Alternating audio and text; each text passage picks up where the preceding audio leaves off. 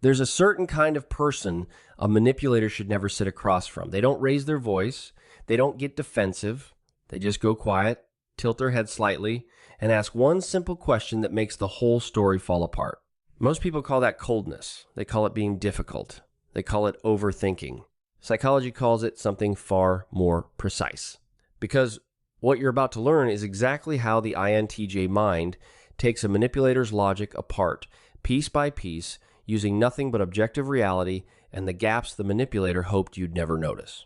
By the end of this video, you'll understand why narcissists feel so unsettled around INTJs and why this one personality type is almost impossible to gaslight.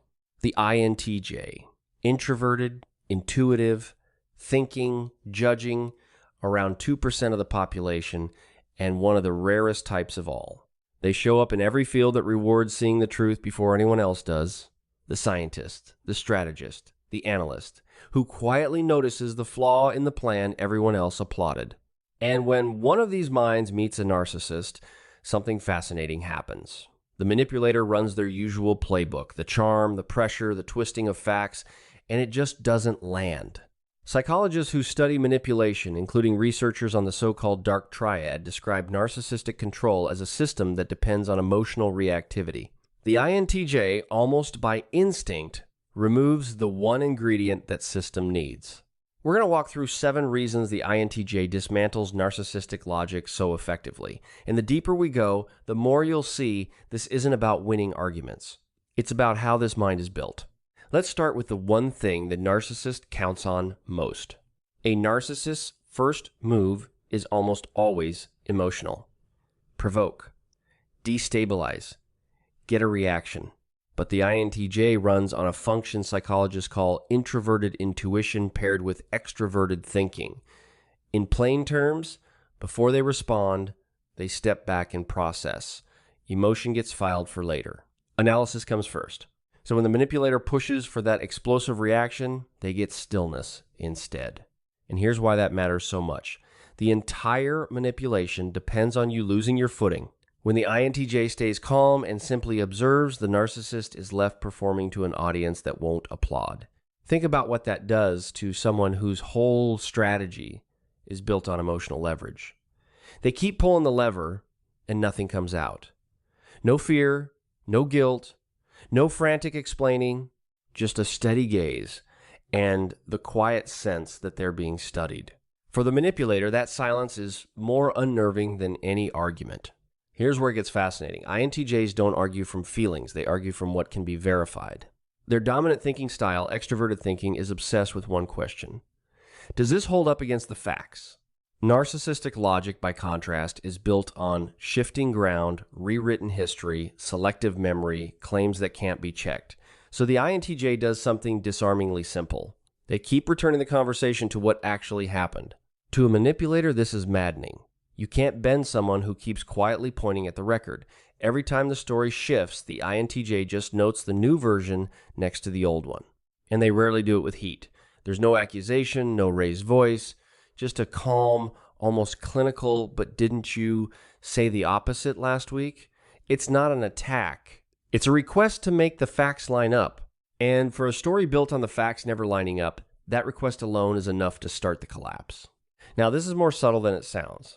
The INTJ isn't just listening to a narcissist's words, they're mapping the structure underneath them. Intuitive thinkers are pattern machines. They build a mental model of how a story should fit together, and the moment a piece doesn't connect, an alarm goes off. The contradiction the narcissist smoothed over with charm, the INTJ already circled it, but they often don't say it right away. They let the manipulator keep talking, keep building, until the gap is impossible to deny.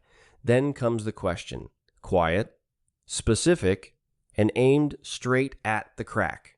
This is the one that frustrates manipulators the most. Gaslighting works by making you distrust your own memory, but the INTJ keeps their own internal record and they trust it more than anyone else's version. Their inner world is the most real thing they have. Decades of research on cognitive functions suggest that for this type, the internal model of reality is remarkably stable and self-correcting. So when someone says, "That never happened, you're imagining things," the INTJ doesn't spiral. They simply think, "No, I tracked that. I know what I saw, the manipulator is pushing against a wall that doesn't move. And eventually, they realize the usual tools are useless here. If you're the kind of person who watches how people really operate, who notices the gap between what someone says and what's actually true, then you already think a little like this. And you're still here. Which tells me something. It would genuinely mean a lot if you hit subscribe. We make videos like this every week, real psychology explained in a way that finally makes sense. Here's the part that doesn't get talked about enough. Living with this kind of clarity has a price. When you can read the inconsistencies in almost anyone, trust becomes complicated. The INTJ often spots the manipulation early, but being right doesn't feel like winning. It feels lonely. They watch people fall for charm, they saw through in seconds, and they learn to keep their analysis to themselves. So the same mind that protects them from manipulation can also wall them off from connection. The skill that keeps them safe can quietly keep them apart. There's a particular kind of tiredness that comes with always seeing the machinery behind the smile.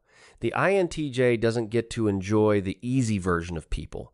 They notice the small tells, the rehearsed lines, the flattery aimed at a purpose. And while that protects them, it also means warmth has to earn its way past a very careful filter before they let it in. But this is the root underneath all of it. INTJs aren't born suspicious. Most of them learned early that logic was safer than chaos. Carl Jung, who first mapped these cognitive patterns, described how we lean hardest on the function that once protected us. For a young INTJ in an unpredictable or emotionally manipulative environment, the mind that could analyze, predict, and stay one step ahead wasn't a luxury, it was armor. Reason became the safest room in the house. So when an adult INTJ calmly takes apart a manipulator's story, they're not being cruel. They're using the exact tool that once kept them sane. They learned to find the truth because at some point, the truth was the only thing they could rely on. Which brings us to the last reason, and honestly, the most important. The INTJ's greatest power against narcissistic logic isn't coldness, it's consistency. A narcissist's entire system relies on other people being inconsistent, emotional, easy to redirect. But the INTJ holds a steady line, the same standard of truth, applied every single time, no matter who's talking. Manipulation is improvisation. The INTJ is structure. And structure always outlasts a performance. That's why narcissists feel so exposed around them. It's not that the INTJ attacks, it's that they simply refuse to pretend. And in front of someone who won't accept the illusion has nowhere left to stand.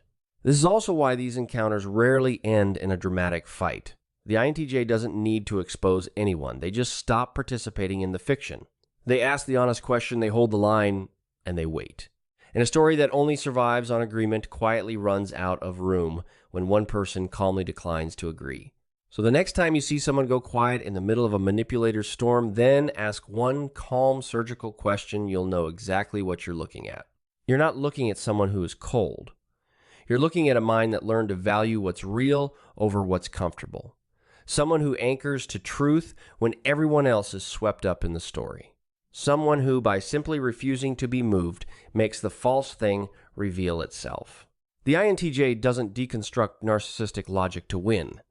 They do it because they genuinely cannot unsee the gap between what is said and what is true. And that, more than anything, is their quiet kind of strength. If this resonated, I put together a video on how INTJs and INFJs instantly sense when someone's emotions don't match their words. I think it'll hit just as hard. It's right here when you're ready.